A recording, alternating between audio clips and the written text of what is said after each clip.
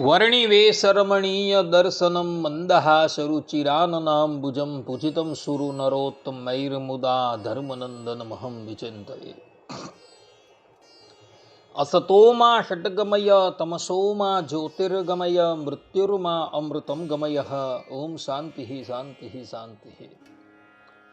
અસ્મદ્ગુરુ સમારંભાં નાથયામૂન મધ્યમાં લક્ષ્મી વલ્લભ પર્યંતાં વંદે ગુરુ પરંપરા. આજની જ્ઞાન સભાની અંદર પધારનારા બધા જ ભગવદ ભક્તોને વેદાંતાચાર્ય, પુરાણ ઇતિહાસાચાર્ય, એમ.એ. ફિલોસોફી શાસ્ત્રી રાકેશભાઈના હેતપૂર્વક જય સ્વામિનારાયણ. ભક્તો, આજની આ જ્ઞાન સભાની અંદર આપણે બધા આચાર્ય જે કાર્ય કરે છે એવું તો ભગવાન પણ નથી કરી શકતા, આ વિષય પર થોડી વાત શ્રવણ કરશું. તો બધા જ શ્રોતાગણો એકાગ્ર મને કરીને આ પ્રવચન શ્રવણ કરે અને એને આત્મસાત કરી લે. સર્વપ્રથમ આપણે બધા આચાર્યના મહિમા વિશે થોડી વાત શ્રવણ કરશું અને આચાર્ય શબ્દનો અર્થ શું થાય એના પર વિચાર કરશું. તો આચાર્ય શબ્દની વ્યુત્પત્તિ કરતા મહાત્માઓ કહે છે કે આચિનોતિઃ શાસ્ત્રાર્થાન આચાર્ય સ્થાપયત્યપી સ્વયં આચરતે યસ્માદ આચાર્યષ્ટેન ચોચ્યતે. અર્થાત કે સ્વયં શાસ્ત્રોનું અવલોકન કરી એ શાસ્ત્રમાં બતાવેલા ધર્મનું પોતે આચરણ કરી પોતાના શિષ્યોની પાસે એ ધર્મનું આચરણ કરાવે, જેથી તે આચાર્ય કહેવાય છે.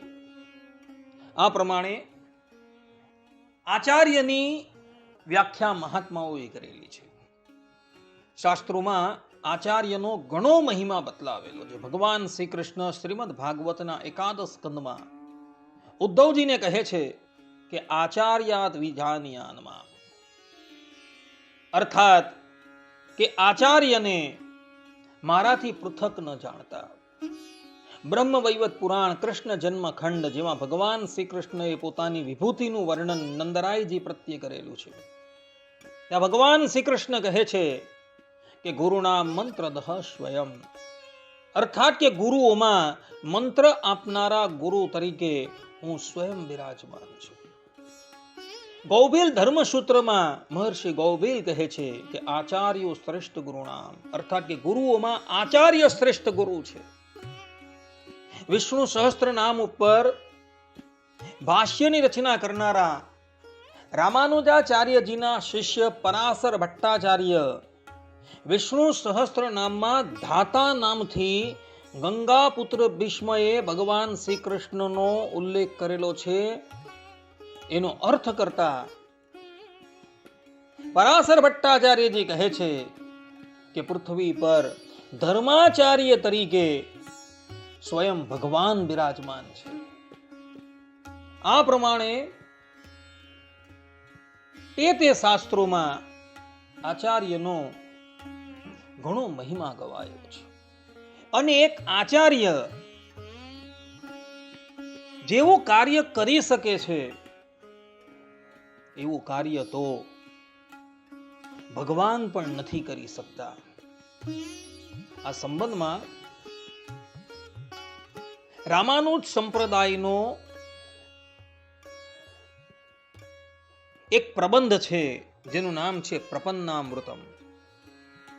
જે પ્રપન્નામૃતમાં રામાનુજાચાર્યજીનું સંપૂર્ણ જીવન આલેખેલું છે,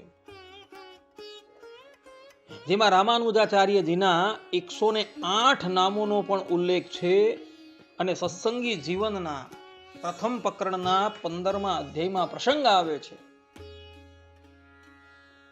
કે રામાનંદ સ્વામી શ્રીરંગમ ક્ષેત્ર પધારેલા ત્યારે તેઓ આ રામાનુજાચાર્યજીના 108 નામના સ્તોત્રમનો નિત્ય પાઠ કરતા હતા. તો એવા એ પ્રપન્નામૃત ગ્રંથમાં એક પ્રસંગ આવે છે, જે પ્રસંગ અવલોકન કરવા યોગ્ય છે અને જેના દ્વારા આપણે એ વાત વિદિત થશે કે આચાર્ય જે કાર્ય કરે છે એ કાર્ય તો ભગવાન પણ કરી શકતા.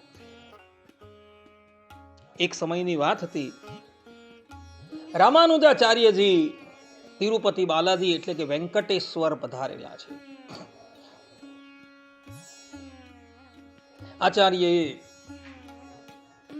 વેંકટેશ બાલાજીને પગે લાગી એમની સામું એવો ઉભા રહ્યા છે. ત્યારે વેંકટેશ બાલાજી રામાનુજાચાર્યજીને પૂછે છે કે રામાનુજ, શાસ્ત્રોની અંદર યદા યદા હિ ધર્મસ્ય ગ્લાનિર્ભવતિ ભારત, આ વચન મેં જ કહેલા છે અને એના દ્વારા એ વચનને સાર્થક કરવાને અર્થે હું યુગે યુગે અવતાર ધારણ કરી મનુષ્યનો ઉદ્ધાર કરું છું. પરંતુ હું જેટલા મનુષ્યનો ઉદ્ધાર નથી કરી શકતો એનથી કઈ કેટલાય મનુષ્યનો ઉદ્ધાર તમે કરી દીધો છે. હું સાક્ષાત પરબ્રહ્મ પરમાત્મા છું. હું પ્રગટ થઈને એટલા જીવાત્માનો ઉદ્ધાર નથી કરી શકતો, એટલા જીવાત્માનો ઉદ્ધાર તમે કરેલો છે. તો તમારી પાસે એવી કઈ જડીબુટ્ટી છે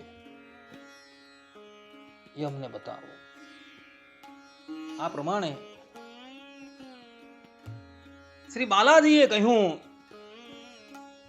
એટલે રામાનુજાચાર્યજી કહે છે કે પ્રભુ, તમે તમારા સિંહાસનની ઉપર બેઠા બેઠા અમને આ પ્રશ્ન કરો છો. તમારે એનો ઉત્તર જાણવો હોય તો તમારે અમારી પાસે આવવું પડશે. વેંકટેશ બાલાજી રામાનુજાચાર્યની પાસે આવે છે. એ વખતે એમના પાર્ષદો કોઈક એમને ચમ્મર ધાડતું હતું, કોઈએ એમના મસ્તક પર છત્ર ધારણ કરેલું હતું, કોઈ એમને પંખો નાખતા હતા. વેંકટેશ બાલાજી કહે છે કે હે રામાનુજ, હવે તમે મને કહો. ત્યારે રામાનુજાચાર્યજી કહે છે કે તમારા પાર્ષદોને દૂર કરો. હું એ વાત તમને એકાંતમાં કહીશ. વેંકટેશ બાલાજીની આજ્ઞા થતા પાર્ષદો દૂર જતા રહ્યા છે. પ્રભુ કહે છે કે હવે કહો. ત્યારે રામાનુજાચાર્યજી કહે છે કે તમારે આજે અમારી પાસેથી ઉત્તર સાંભળવાનો છે, માટે તમે જરા નીચા વળો. તમે વેંકટેશ બાલાજી જશો તો જોજો પ્રભુનો શ્રી વિગ્રહ 8 ફૂટ જેટલો ઊંચો છે. રામાનુજાચાર્યજી ભગવાન કરતા થોડા ઠીંગણા હતા. વેંકટેશ બાલાજી નીચા નમે છે અને રામાનુજાચાર્યજી એમના કાનમાં અષ્ટાક્ષર મંત્ર સંભળાવે છે. ઓમ નમો નારાયણાય નમઃ. મંત્ર સાંભળી પ્રભુ કહે છે કે આ તો મારો અષ્ટાક્ષર મંત્ર છે. રામાનુજ કહે છે કે આ જ જડીબુટ્ટી અમારી પાસે છે. તમારા કરતા તમારા નામનો મહિમા ઘણો છે અને એ નામ મંત્ર દ્વારા જ અમે લોકોનો ઉદ્ધાર કરીએ છીએ. રામાનુજની વાત સાંભળી પ્રભુ એટલા બધા પ્રસન્ન થયા છે. તેઓ રામાનુજાચાર્યજીને ભેટી પડ્યા છે. આજે પણ તમે દક્ષિણની અંદર જાઓ ને તો દક્ષિણના રામાનુજ સંપ્રદાયના જેટલા મંદિર છે એ મંદિરમાં રામાનુજાચાર્યજીની પ્રતિમા તમને જોવા મળશે. એ પ્રતિમા હાથ જોડીને ઊભી હશે. પરંતુ તિરુપતિ બાલાજીની અંદર જ્યારે તમે જાઓ એટલે રામાનુજાચાર્યજીની પ્રતિમા ત્યાં જ્ઞાન મુદ્રાની અંદર બિરાજમાન છે. એનું કારણ એ કે રામાનુજાચાર્યજીએ વેંકટેશ બાલાજીના કાનમાં ઓમ નમો નારાયણાય નમઃ એ મંત્ર સંભળાવી એમને દીક્ષિત કરેલા છે. અને એટલે માટે વેંકટેશ બાલાજી રામાનુજાચાર્યજીના શિષ્ય થાય છે અને રામાનુજાચાર્યજી એમના ગુરુ થાય છે. એટલે માટે તિરુપતિ બાલાજીમાં રામાનુજાચાર્યજીનો શ્રી વિગ્રહ જ્ઞાન મુદ્રાની અંદર છે. આ પ્રમાણે ભક્તો પરબ્રહ્મ પરમાત્મા ધરાતલની ઉપર પધારે છે ત્યારે કેટલાક જીવોનો ઉદ્ધાર કરે છે, પરંતુ આચાર્ય જે ગાદીની ઉપર બિરાજમાન છે એઓએ પૂર્વે એ પરંપરામાં આવેલા આચાર્યોએ કેટલાય જીવાત્માનો ઉદ્ધાર કરેલો છે. હાલમાં પણ એટલે કે વર્તમાન સમયમાં પણ એ આચાર્ય મંત્ર દીક્ષા આપી કેટલાય જણનો ઉદ્ધાર કરી રહ્યા છે. અને ભવિષ્યમાં પણ એ આચાર્યની પીઠની ઉપર બિરાજમાન જે આચાર્ય છે, જે આચાર્ય મૂળ આચાર્યનું પ્રતીક છે, એ પણ કેટલાય જીવાત્માનો ઉદ્ધાર કરશે. અને એટલે માટે આચાર્ય દ્વારા અનંત જીવનો ઉદ્ધાર થતો હોવાથી અને આચાર્ય પોતે કરુણાની મૂર્તિ હોવાથી ભગવાન જે કાર્ય નથી કરી શકતા એ કાર્ય આચાર્ય કરે છે. ભગવાન સ્વામિનારાયણે પોતાના અવતાર કાળ દરમિયાન જીવાત્માનો ઉદ્ધાર થાય એટલે માટે અનેકો કાર્ય કરેલા છે, પરંતુ અંતિમ કાર્ય જે ભગવાને કરેલું છે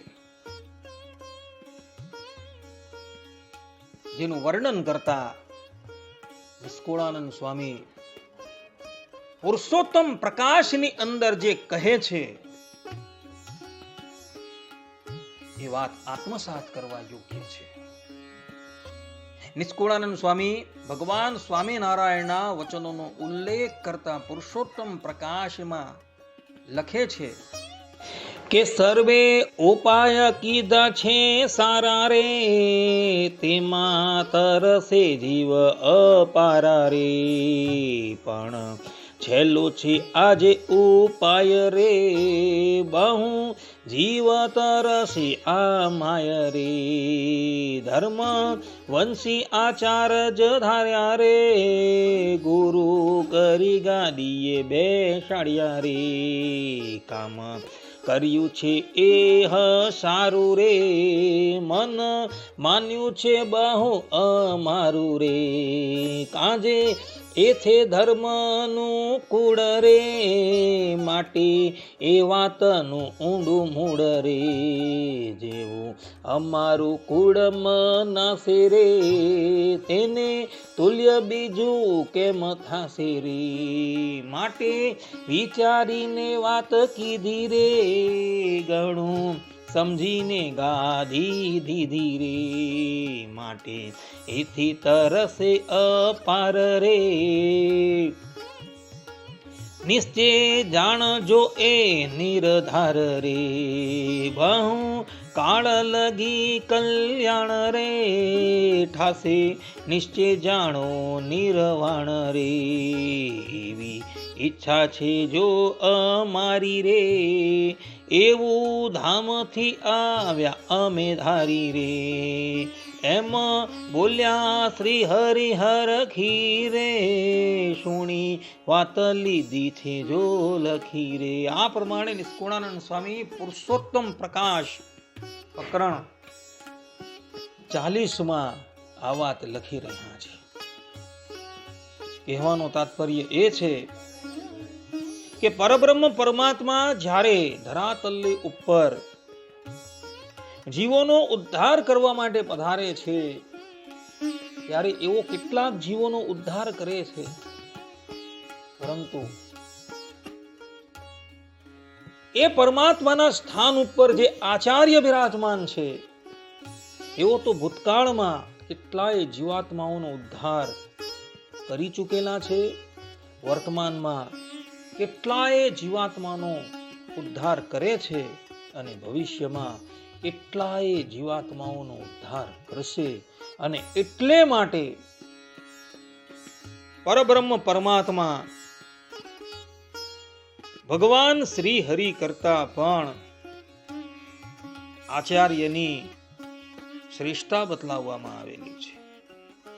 એનું કારણ આ જ છે, બીજું કોઈ છે નહીં. એટલે આચાર્ય જેવું કાર્ય કરે છે એવું કાર્ય તો ભગવાનથી પણ થઈ શકતું નથી. આ વાત કેવલ રામાનુજ સંપ્રદાય કે સ્વામિનારાયણ સંપ્રદાય પૂરતી મર્યાદિત નથી, પરંતુ ભૂતલ પર હાલના સમયમાં વૈષ્ણવોના જેટલા સંપ્રદાયો છે એ બધાને જ આ વાત લાગુ પડે છે કે વૈષ્ણવ સંપ્રદાયની પવિત્ર ગાદી પર જે પણ કોઈક આચાર્ય બિરાજમાન છે એ એવું કાર્ય કરે છે એવું કાર્ય પરબ્રહ્મ પરમાત્મા પણ કરી શકતા નથી. એટલે માટે ભગવાન કરતા આચાર્યની શ્રેષ્ઠતા બતલાવવામાં આવી છે. એનું કારણ આ જ છે. આટલું કહીને હું મારા પ્રવચનને અહીં વિરામ આપું છું. સર્વે સંતુ નિરામયઃ, સર્વે સુખિનો ભવન્તુ, સર્વે ભદ્રાણિ પશ્યન્તુ, મા કશ્ચિદ દુઃખ ભાગ ભવેત. અસ્તુ. જય સ્વામિનારાયણ. વર્ણિ વેશ